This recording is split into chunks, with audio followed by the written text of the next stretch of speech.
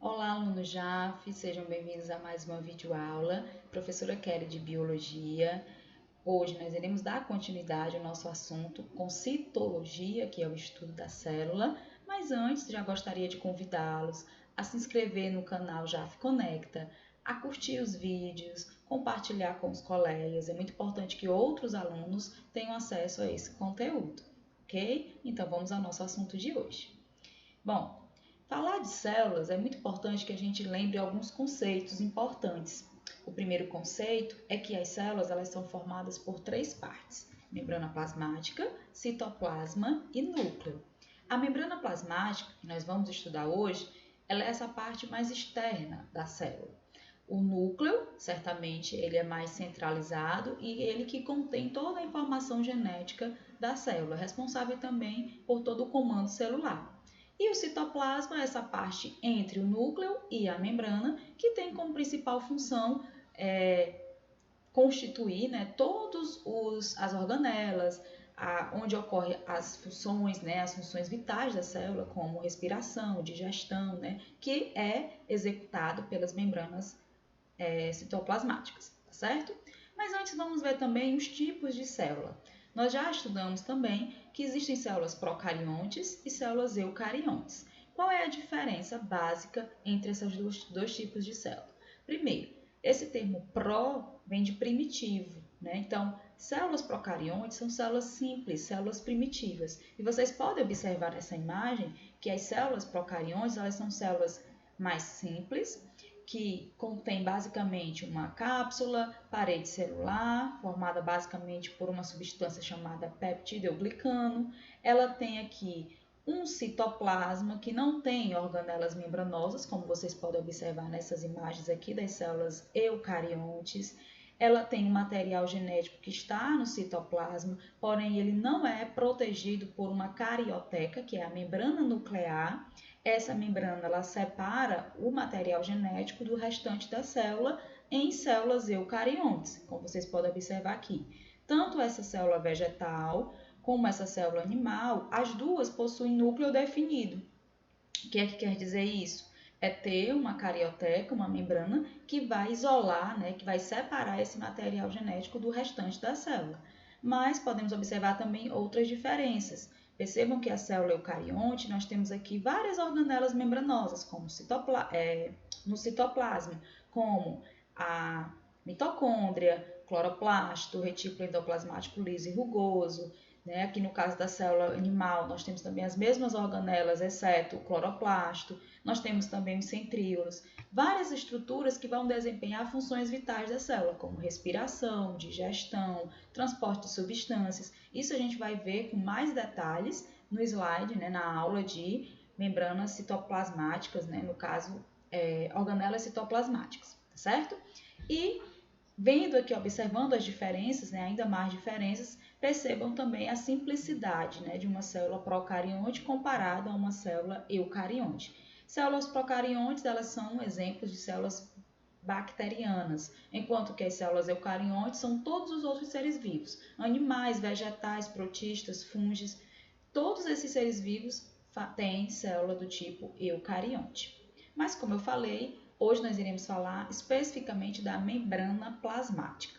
A membrana plasmática, ela é esse envoltório. Quando a gente fala de membrana, a gente lembra de uma película, algo fino, e realmente tem essa dimensão. A membrana plasmática, ela encontra-se em todos os tipos celulares, daí a sua importância. Outra função importante da membrana é que ela delimita a célula e retém o seu conteúdo. Então, não existe célula sem membrana plasmática, Ela vai delimitar, vai dar forma também, aos tipos de células. Outra função importante é a proteção. A membrana plasmática ela protege a célula contra agentes químicos, agentes mecânicos, e, além disso, seleciona tudo o que entra e o que sai. O nome disso é permeabilidade seletiva, que é esse controle de tudo que vai entrar na célula e sair da célula, que vai fazer isso, obviamente, pela membrana. A membrana plasmática ela tem uma composição, como podemos observar aqui, que é 60% de proteínas e 40% de lipídios, constituídos basicamente de fosfolipídios. Os fosfolipídios é um tipo de lipídio que nós estudamos, né, quando a gente estava estudando as substâncias orgânicas. A estrutura de um fosfolipídio é essa aqui, como vocês podem observar, a cabeça e a cauda. Daqui a pouco falaremos mais sobre ele. Outra composição importante são as glicoproteínas. Esse termo glico vem de açúcar e proteína, né? O próprio nome já sugere. Então, glicoproteínas são composições mesmo de união entre glicídios e proteínas, glicídios e lipídios, que são os glicolipídios. Além do colesterol, que está presente somente em células animais e protistas, né? No caso das células vegetais, elas usam outro tipo de lipídio para substituir o colesterol, certo? Em relação ao modelo da membrana, vocês observam aqui que a membrana plasmática ela tem esse formato fluido, né, que se movimenta, tem uma flexibilidade. Por essa razão, esse modelo ele ficou conhecido como modelo de mosaico fluido. De onde vem esse termo? Mosaico associa-se às proteínas. Se vocês observarem, na membrana plasmática ela tem várias proteínas. Toda essa estrutura aqui que vocês observam é basicamente constituída de fosfolipídios. Porém, entre a membrana eu vou encontrar proteínas que atravessam a membrana, proteínas na superfície externa ou na superfície interna, né? E essas proteínas elas vão realmente dar essa ideia de mosaico. E fluido por conta dessa fluidez permitida basicamente pelos fosfolipídios. Então, essa camada ficou conhecida também como bicamada lipídica. Como vocês podem observar, que é uma espécie de divisão, né? São duas camadas que ficam sobre a outra e essa bicamada ficou conhecida também devido à sua constituição ser basicamente lipídica, ok? Esse modelo foi proposto por Singer e Nixon em 1972, né? Eles descobriram, desses dois pesquisadores, essa estrutura da membrana plasmática. Mas vamos conhecer aqui algumas partes importantes. A primeira, como vocês podem observar, é as proteínas que vão constituir. Existem algumas proteínas, como vocês podem observar aqui, que atravessam a membrana. Essas proteínas que atravessam a membrana, eu vou chamar de proteínas intrínsecas, né? Elas conseguem atravessar toda a membrana. Outras proteínas que ficam somente nas superfícies, ou na superfície externa ou na superfície interna, ou seja, no interior da célula, eu vou chamar de proteínas extrínsecas. Essas camadas, essas proteínas, elas podem conter açúcares aderidos nela, que eu vou chamar de glicoproteínas. Outro conceito muito importante é o glicocálise. Essa união de proteínas e glicídios, formando essa espécie de rede de açúcares, e proteínas, eu vou chamar de glicocálise, que é uma estrutura, uma organização que eu vou encontrar em células animais, certo? Continuando, algumas outras propriedades importantes é que as membranas plasmáticas elas só podem ser observadas em um microscópio eletrônico. Por quê? Porque elas têm uma dimensão muito pequena, Para vocês terem uma ideia, aqui no caso ela representa aqui em média 75 nanômetros de espessura. Ela é muito, muito, muito pequena. Então não dá para ser visto no microscópio óptico, nesses microscópios convencionais, somente no microscópio eletrônico, certo? Outra função muito importante que eu já falei é a permeabilidade seletiva. O que é isso? É o controle de tudo que entra e sai da membrana. Devido à sua constituição ser basicamente de proteínas, elas têm algumas funções interessantes. Elasticidade, resistência mecânica e baixa tensão superficial. Então, o que isso representa? Se eu, por exemplo, puxar a minha pele, eu não vou separar essas células, essas membranas. Por quê? Porque a nossa membrana plasmática ela permite essa elasticidade. E isso é muito importante para os nossos movimentos, para toda a própria estrutura da célula do nosso corpo, tanto de animais como de vegetais, que precisam dessa elasticidade. Outra função importante, devido aos lipídios, é a alta resistência elétrica, alta permeabilidade a substâncias lipossolúveis. Então, tanto substâncias como água, por exemplo, atravessam a membrana, como também substâncias lipossolúveis, porque a membrana plasmática ela vai ter a permissão desses dois tipos de substâncias. A membrana plasmática também, ela possui proteínas constituintes, né, em toda a sua estrutura. Essas proteínas, né, no caso, constituídas da membrana, são do tipo globular.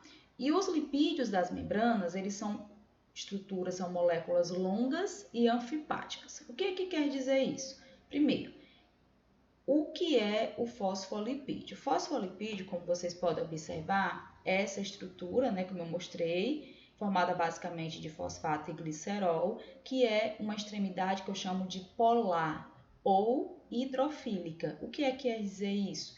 Uma estrutura hidrofílica é uma estrutura que tem afinidade com a água. Então, a água, né, e uma substância hidrofílica conseguem interagir. Já uma parte hidrofóbica, algo hidrofóbico, é aquilo que tem aversão à água. Não tendo aversão à água, vai ter afinidade com lipídio, eu vou chamar de apolar. Como a membrana plasmática, no seu fosfolipídio, que é essa estrutura, a cabeça e a cauda, né, eles têm esse comportamento que tanto é polar como apolar, ou seja, tanto é hidrofílico, tem afinidade com a água, permite a passagem de água, como é hidrofóbico, tem aversão à água. Por ele ter esses dois comportamentos, essas duas características, eu vou chamar de anfipáticas, certo? É apolar e polar, ou tem afinidade com a água, não tem afinidade com a água. Então, essa característica é muito importante para a membrana e para a célula, porque permite a passagem de substâncias diferentes, certo? Existem algumas especializações da membrana. A membrana plasmática, ela, como vocês sabem, ela é a parte exterior da célula, é a parte mais externa. E o conjunto de células vão formar os tecidos. Então, nós, por exemplo, nós somos constituídos de órgãos, sistemas, né? E para constituir todo o nosso corpo. Porém, antes de se constituir um órgão, é importante se constituir os tecidos. E os tecidos são formados pela união de células.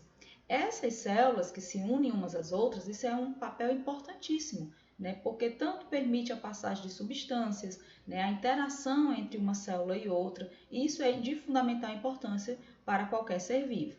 Então, na membrana plasmática vão existir algumas especializações, algumas estruturas que tanto vão ajudar na aderência de uma célula a outra, como também vai ajudar alguns movimentos celulares, né, a interação entre uma célula e outra. Então, essas estruturas a gente pode observar aqui. São as microvilosidades, os desmossomos, as interdigitações e o glicocálice. Aqui a gente vai ver também algumas interações. Então, observem aqui. O que são as microvilosidades? As microvilosidades são dobras da membrana plasmática, que a gente encontra isso no nosso intestino. Aqui é uma imagem do nosso intestino delgado. O intestino delgado, na parte interna, tem várias microvilosidades, que são, na verdade, extensões dessa membrana plasmática, que, chamada de microvilosidade, elas aumentam a superfície de contato. Isso é muito importante para a absorção de nutrientes. Nós temos também os plasmodesmos, que são estruturas celulares, né, em estruturas vegetais, são espécies de canais em que permite que uma célula se conecte com outra, né, e vai permitir esse contato entre elas. Então, os plasmodesmos é essa estrutura, uma espécie de canais que se comunica com outras células. Outra estrutura, né, importante são as interdigitações, que são saliências, reentrâncias, né, que se encaixam em células vizinhas e dão uma maior aderência.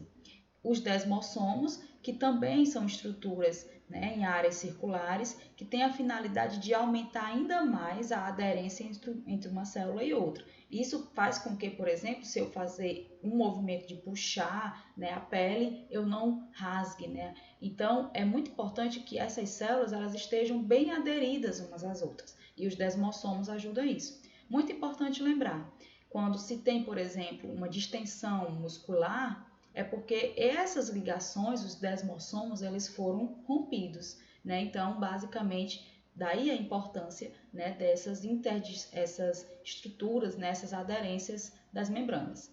E aqui nessa imagem vocês podem observar algumas outras aderências, né, que ocorrem entre uma estrutura, né, como por exemplo aqui as junções, né, junções celulares, que são adesões, né, que ocorrem entre uma célula e outra. Aqui nós temos mais uma vez os desmossomos, né? Então, são conexões que existem entre uma célula e outra. Algumas permitem a passagem de substâncias, outras não permitem, como é o caso aqui dessas junções, que são canais, né, que vão interligar uma célula à outra, ok? Nós temos também a parede celular, que é um envoltório constituído basicamente por 3 camadas, né? A parede celular, ela é uma estrutura que não tem em células animais, somente em células vegetais e bacterianas, e cada uma desses seres vivos, eles vão ter uma membrana celulósica, né? Uma parede celular com uma composição diferente, como por exemplo, os vegetais têm a membrana, né, a parede celular composta basicamente de celulose, as bactérias de peptidoglicano, outros seres de quitina. Então, para que serve a membrana? A membrana, no caso celulósica ou parede celular, ela tem como principal função dar uma proteção extra, né, a célula e evitar que essa célula perca, né, água com maior quantidade. Então, ela dá uma proteção, dá uma certa rigidez, né? Então, é muito comum em células, né, bacterianas, células vegetais. Esse modelo aqui, por exemplo, é uma membrana, né, uma parede celular de vegetais, tá certo? E com isso, nós encerramos o nosso assunto de hoje. Na próxima aula, nós daremos continuidade com transportes da membrana plasmática, ok? Então, com isso, nós encerramos a nossa aula de hoje. Espero que tenham compreendido e até o nosso próximo assunto.